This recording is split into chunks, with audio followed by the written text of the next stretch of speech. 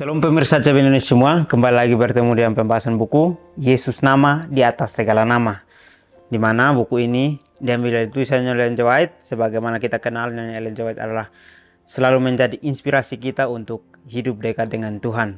Bagaimana yang dia alami, dia selalu bersandar kepada Tuhan, dia meminta Tuhan untuk selalu menuntun dia dalam segala tantangan yang dia hadapi. Dia minta Tuhan untuk dapat hikmat, supaya dapat belajar untuk bersandar hanya kepada Tuhan tanpa memikirkan akan dirinya sendiri.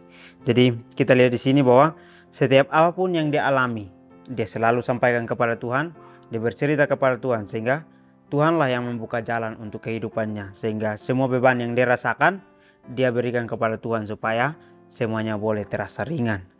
Bagaimanapun kehidupan kita harus selalu sandarkan hidup kita kepada Tuhan. Bagaimana Nyonya Ellen G. White bersandar kepada Tuhan. Bacaan kita kali ini judulnya Sahabat Kekal. Ayat intinya terambil dari Matius 6 ayat 20. Tetapi kumpulkanlah bagimu harta di surga. Setiap kesempatan untuk membantu saudara yang membutuhkan atau untuk membantu pekerjaan Tuhan dalam menyebarkan kebenaran adalah mutiara yang dapat engkau kirimkan terlebih dahulu. Disimpan di bank surga untuk diamankan. Tuhan menguji dan membuktikan siapa engkau. Dia telah memberikan berkat-berkatnya kepadamu dengan tangan yang penuh kelimpahan, dan sekarang mengamati untuk melihat bagaimana engkau memanfaatkannya, untuk melihat apakah engkau akan membantu mereka yang membutuhkan bantuan, dan apakah engkau dapat merasakan betapa berharganya nilai-nilai jiwa, dan melakukan apa yang engkau bisa lakukan dengan sarana yang telah Dia percayakan kepadamu. Setiap kesempatan demikian yang ditingkatkan menambah perbendaharaan surgawimu. Tetapi cinta pada diri sendiri membuat engkau memilih harta duniawi, bahkan dengan mengorbankan satu harta surgawi. Adalah hak istimewamu untuk menunjukkan kasih sayang yang lembut dan untuk memberkati orang lain. Tetapi matamu begitu dibutakan oleh ilah dunia ini, sehingga engkau tidak dapat membedakan permata berharga ini. Berkat-berkat yang akan diterima dengan berbuat baik, dengan menjadi kaya dalam perbuatan baik, siap untuk berbagi, mau meneruskan, menaruh bagi dirimu sendiri landasan yang menghadapi masa yang akan datang, agar engkau dapat berlandas pada hidup yang kekal. Pelajaran kita menceritakan bagaimana kita harus selalu menjadi orang yang menolong atau orang yang selalu menjamu. Di sini dikatakan bahwa sahabat kekal. Kita memiliki sahabat, yaitu Yesus sendiri, yang dimana kita bisa menceritakan semua yang kita keluhkan dan juga kita syukurkan kepada Dia. Di sini juga di dalam ayat inti dikatakan bahwa tetapi kumpulkanlah bagimu harta di surga. Kalau kita lihat di dalam kehidupan kita sehari-hari, semua orang pengen untuk memiliki harta. Tetapi harta yang kita miliki adalah harta di duniawi. Apakah itu salah untuk kita mengumpulkan harta di duniawi? Itu tidak salah. Kita diberikan kesempatan untuk mengumpulkan sebanyak-banyak mungkin. Tetapi yang kita kumpulkan, apakah kita gunakan untuk diri kita sendiri atau kita gunakan buat membantu orang lain? Di sini dikatakan bahwa setiap kesempatan untuk membantu saudara yang membutuhkan atau untuk membantu pekerjaan Tuhan dalam menyebarkan kebenaran adalah mutiara yang dapat engkau kirim terlebih dahulu, disimpan di bank surga untuk diamankan. Jadi sangat menarik ya. Semua yang kita miliki Tuhan sedang memberkati supaya menjadi banyak. Tetapi pada saat kita ingin untuk melihat sesuatu hal yang kita gunakan sebagai dunia, maka kita lihat di sini bahwa Tuhan memberkati kita.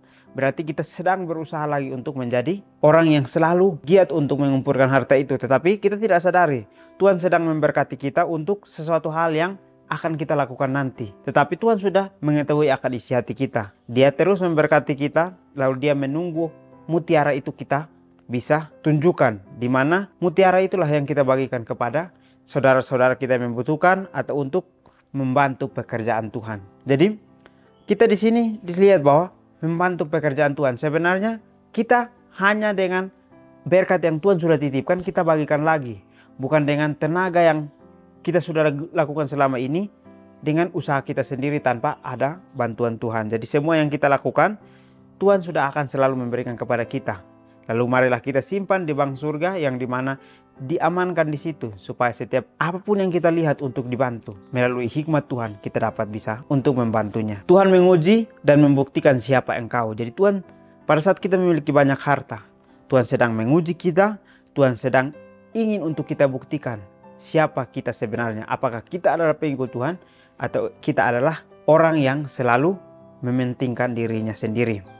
Dia telah memberikan berkat-berkat kepadamu dengan tangan yang penuh kelimpahan. Sekarang mengamati engkau bagaimana engkau memanfaatkannya. Jadi Tuhan memberkati kita dengan apapun yang kita punya. Tetapi dia sedang menunggu kita bagaimana kita bisa kembalikan itu kepada orang-orang yang membutuhkan atau kepada Tuhan sendiri. Untuk bisa menjadi sesuatu hal kebaikan bukan untuk dia tetapi untuk kehidupan kita sendiri. Jadi di sini sangat menarik.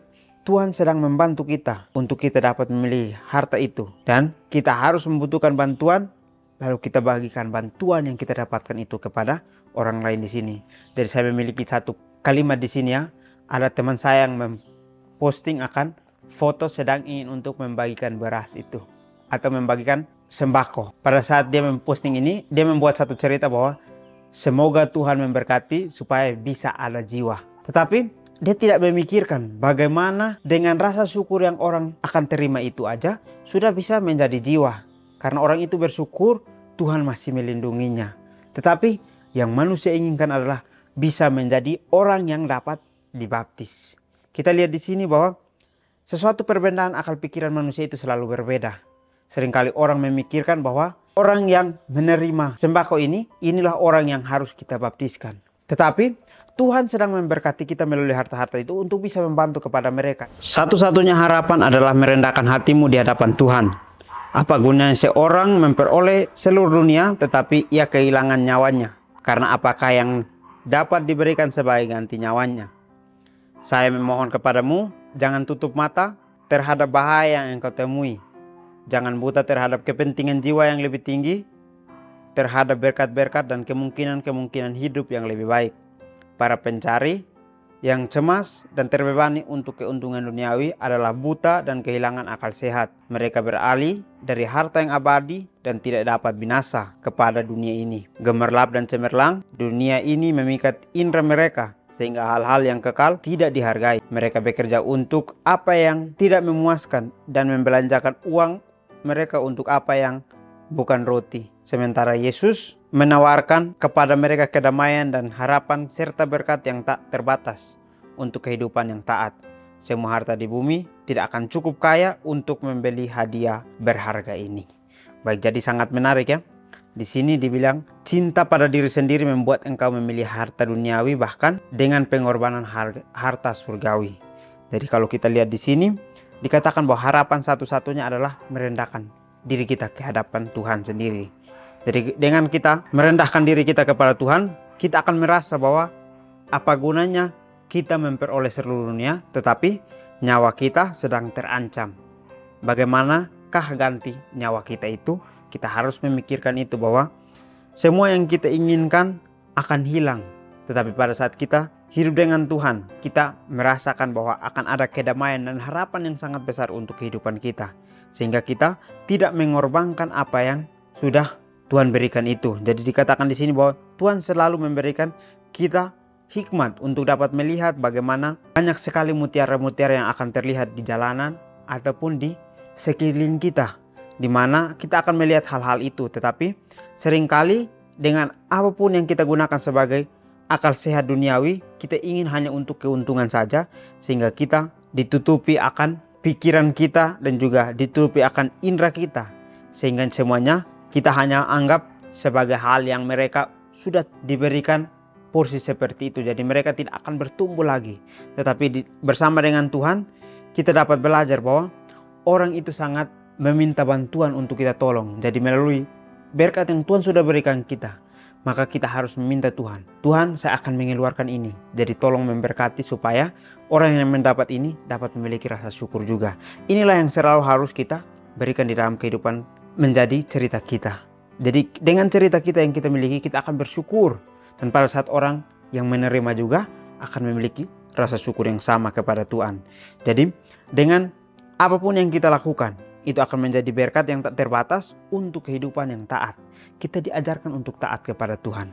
Jadi semua harta di bumi tidak akan cukup kaya untuk membeli hadiah berharga ini. Atau hadiah berharga itu surga sendiri. Kekekalan itu yang kita tidak dapat beli. Tetapi Tuhan akan berikan kepada orang yang mau untuk mengorbankan akan setiap apapun yang dia miliki. Dia korbankan kepada orang yang sedang membutuhkan atau orang-orang yang sedang dalam pelayanan untuk kebenaran itu. Malam panjang untuk berjaga-jaga atas kesukaran dan jerih hampir lewat. Kristus akan segera datang, bersiaplah. Para malaikat Tuhan berusaha untuk menarik engkau dari dirimu sendiri dan dari hal-hal duniawi. Janganlah biarkan mereka bekerja dengan sia-sia. Iman yang hidup adalah butuhkan. Iman yang bekerja oleh kasih dan menyucikan jiwa. Ingatlah Kalvari dan kengerian. Pengorbanan tak terbatas yang dilakukan di sana untuk umat manusia. Yesus sekarang mengundang engkau untuk datang kepadanya sebagaimana engkau adanya dan menjadikan dia kekuatan dan sahabat kekal. Testimony for the Church volume 3 halaman 249 sampai 251. Renungkan lebih dalam. Apakah saya menggunakan sumber daya yang dipercayakan kepada saya untuk memberkati mereka yang membutuhkan? Ini adalah pertanyaan untuk kita lagi. Dikatakan bahwa kita apakah menjadi orang yang selalu memberikan sumber daya melalui apa yang Tuhan sudah percayakan untuk memberkati dan memberikan kepada yang membutuhkan. Jadi ini pertanyaan kembali lagi untuk kehidupan kita masing-masing. Kita dapat belajar di sini dengan firman yang Tuhan berikan ini. Kita dapat belajar bahwa semua yang Tuhan titipkan atau semua yang Tuhan berikan dalam kehidupan kita hanyalah titipan yang Tuhan berikan. Di mana melalui titipan itu kita harus bagikan kepada orang lain supaya semua orang bisa merasakan titipan berkat yang ada di dalam kehidupan kita masing-masing. Jadi tidak salah kita mengumpulkan harta, tetapi bagaimana kita mengolah akan harta itu, bagaimana kita memanfaatkan akan harta yang Tuhan berikan itu untuk bisa menjadi berkat buat sesama-sesama kita dan juga buat membantu pekerjaan Tuhan dimanapun pekerjaan Tuhan dilaksanakan. Jadi mungkin ini saja pelajaran yang saya bahas. Kiranya kita bertemu lagi di pertemuan selanjutnya. Kiranya Tuhan Yesus memberkati kita semua.